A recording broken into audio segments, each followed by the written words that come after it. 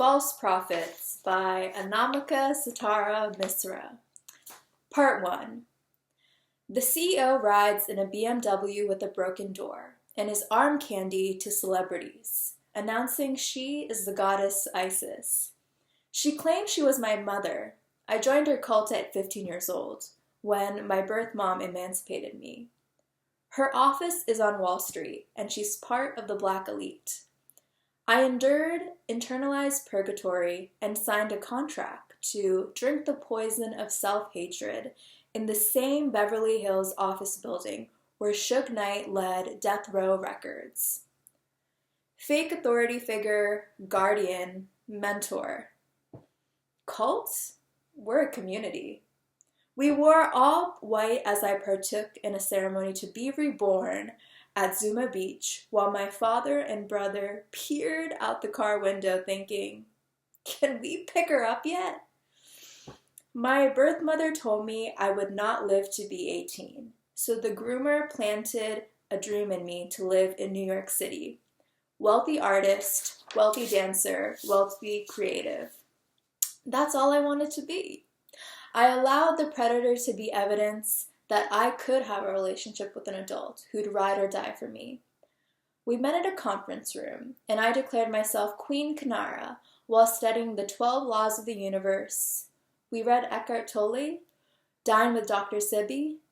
The predator spoke about the spirit realm as I sobbed reading my forgiveness letters to my mom and papa at her altar. Children waiting for the Metro Purple Line. The groomer asked why we haven't pleasured ourselves. Silently speaking, she was a safe elder to teach us. I believe the only reason I made it through my adolescence was her belief in me. My birth mother told me I should be in juvie. The groomer validated that my parents were racist. Little did I know that she was ableist. We were at the top of the pyramid, looking down at the masses in black excellence. She is the reason I am alive. She's also my unlicensed therapist. My father screams, she's a life coach giving you therapy and knows all our family business. She's dangerous. My second stepmother inputs, she's rude to your father.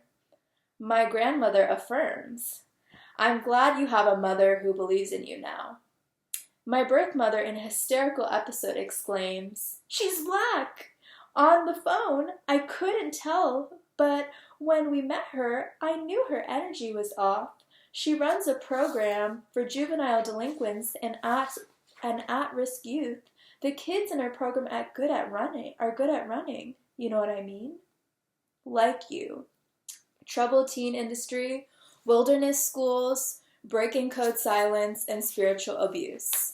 5-minute break time.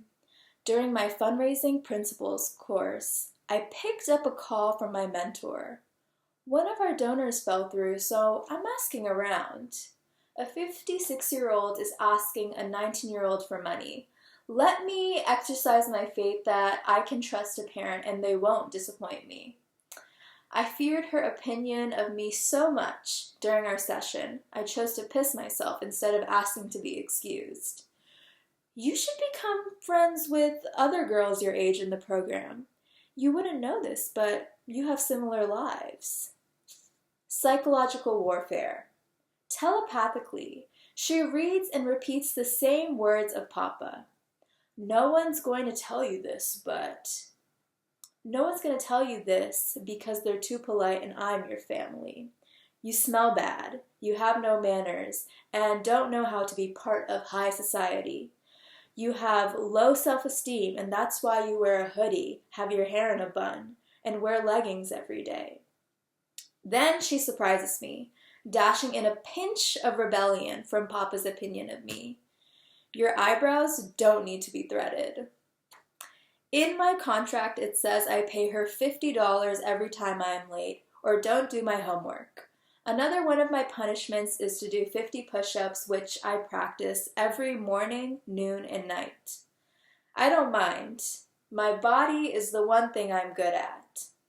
May 1st, 2019. I am an honorary guest speaker at a fundraiser for this program. You look good, she proclaims. This is code for you look skinny. The false prophet is the only reason I went to college and I am financially responsible with a credit card, I echo to myself from the past. The groomer owes me $4,000. She says not to tell anyone. This whole thing is illegal and would look bad for her nonprofit. The false prophet won't answer my requests to take my testimonial down.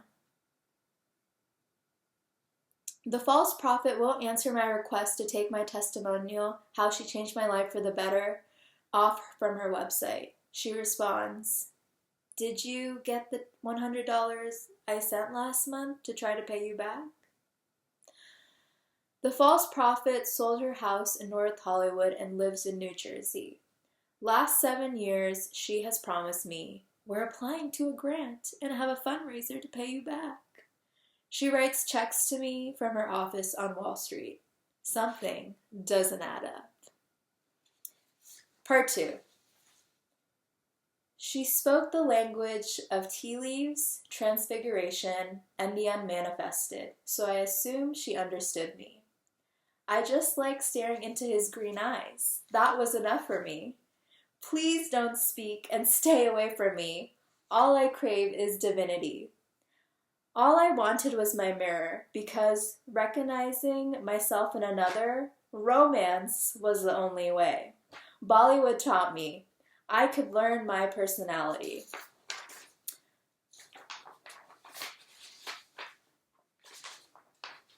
She said the word shapeshifter and used the word archetypes like she had multiple selves just like me. I shrieked to my angelic guidance, "Thank you for giving me Elio in the 3D. Hopefully devoted with open arms, her word was God. Every false prophet I've met doesn't practice what they preach. They still want to be with me even though there's clarity. I've been hopelessly devoted to a corpse who has left me in disillusionment. Guided by being disarmed with intellectual, spiritual, emotional intimacy, plus the glimmer of green eyes, that's my recipe. Hold the phone. An inner knowing. How convenient for our mental illness, a connection that cannot stand trial because there is no evidence of it in a physical reality. Living for another is way better than tending to the Kindle inside me. I fear acceptance of my truth will result in premature death. I choose drama to enter center stage. The false prophet memorializes words I say in her notes app, crediting me like I'm an inventor. We both are interested in getting to know me and have paper clutter, so we must be the same person, just in different time zones. The last time I saw the false prophet, she wore a wig and said I didn't pay attention to her. You have bad energy. Well, there it goes again. She's just my mother, not a deity. My therapist says she's a narcissist who love-bombed me. But how can that be if we talked about codependency?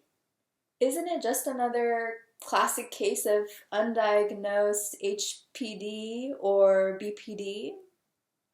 Last time I experienced the false prophet, he betrayed me. See, he's part of this unrequited pattern. Now I can finally see.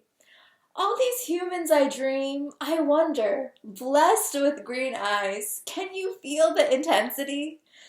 She has never dated or kissed anyone and perpetually curves people, just like me.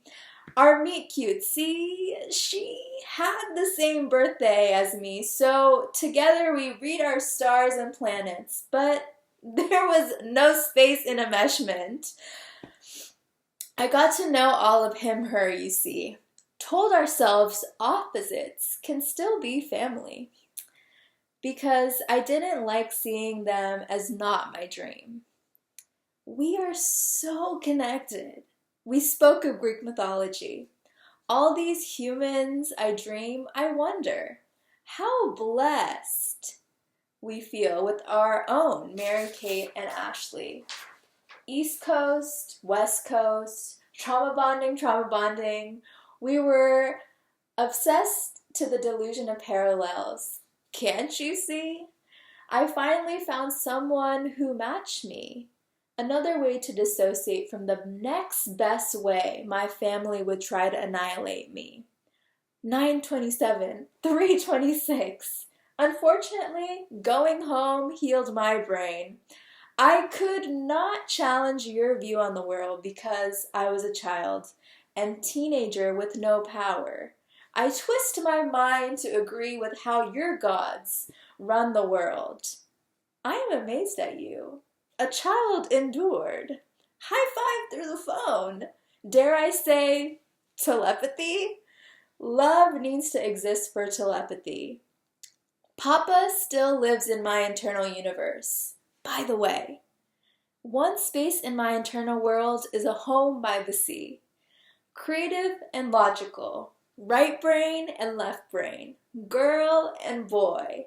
Artist and insert doctor, engineer, lawyer. Why can't we be both and neither? He stays in a dark room with binary ones and zeros, dimming his shine because reality is really working out for him. He's a soldier, committed to the illusion. I am committed to staying brainwashed, hypnotized in fear of what a false prophet thinks about me.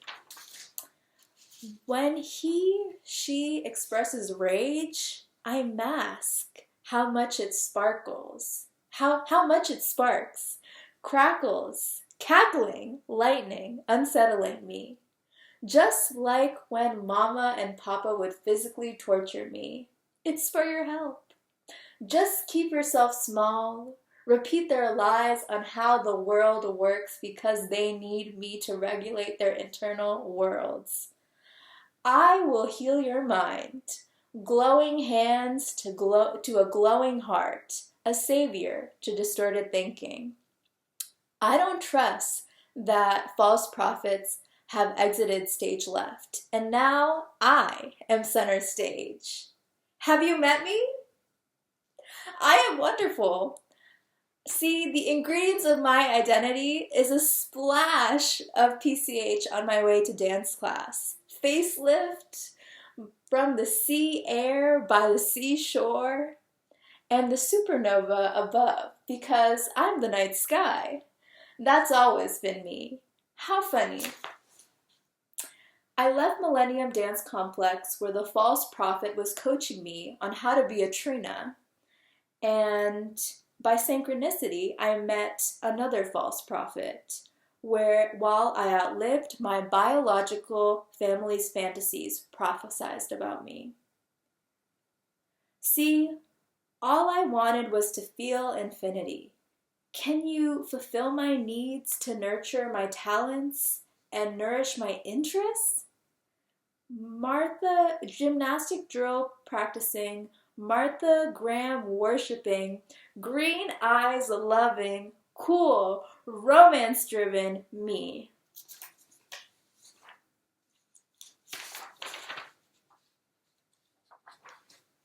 Part 3. Every morning I wake up to check my skin and see what is wrong with me so I can feed the beast of self-blame. Overanalyzing what I did wrong in the past, what I consumed wrong. My suffering is my fault. Lack of discipline and willpower. Addict. It's for your health. The false prophet I follow only because I was her slave. Crocodile tears. The false prophets weaponized crying and feeling, not being able to sit in discomfort and not have to fix it. Other false prophets cried and felt too much, while I reacted by not knowing how to breathe or speak. I feel people's auras, you see. I was born too sensitive for this world. Life is just too intense for me. Addict! The false prophets weaponize coping. Watching television means you're sheep with the masses. Hanging out with friends isn't productive. You need to be working on bettering yourself to get into a good college and dating. A waste of time is measured by the form of self-soothing, not replenishing their egos. Since I'm not the child of humans, surely mistaken, these false prophets who believe they are socioeconomic elites entitle themselves as a genius. Accomplishing the impossible in their past was an act of divine will, chosen by the universe to tell us all beneath how to live life best. The false prophets decided the laws of the ego they would spiritually bypass, like the voice of the mind was interchangeable with higher self. Self-sabotager. All I know from him/her is pain. I always look inward, spiraling in shame, even though he/she is the one, making sure my words don't heal. So, the flame of their power continues to burn brightly, keeping alive their own pain. I wondered why I feared her so much, and he was my best friend through the pain. We were both victims. However, I realized he's been a terrorizer too, just because in a covert way, because victims do have the power to not alchemize their pain. This love is wrong. We all don't know what to think. So, as a global family, we've all ended our relationship with them. The false prophets told lies about why no one stays. Friends, families, co-workers. Each false prophet claims they don't know why no one stays. Remember, they are divine incarnate, you see, and they know better than all of us, you see.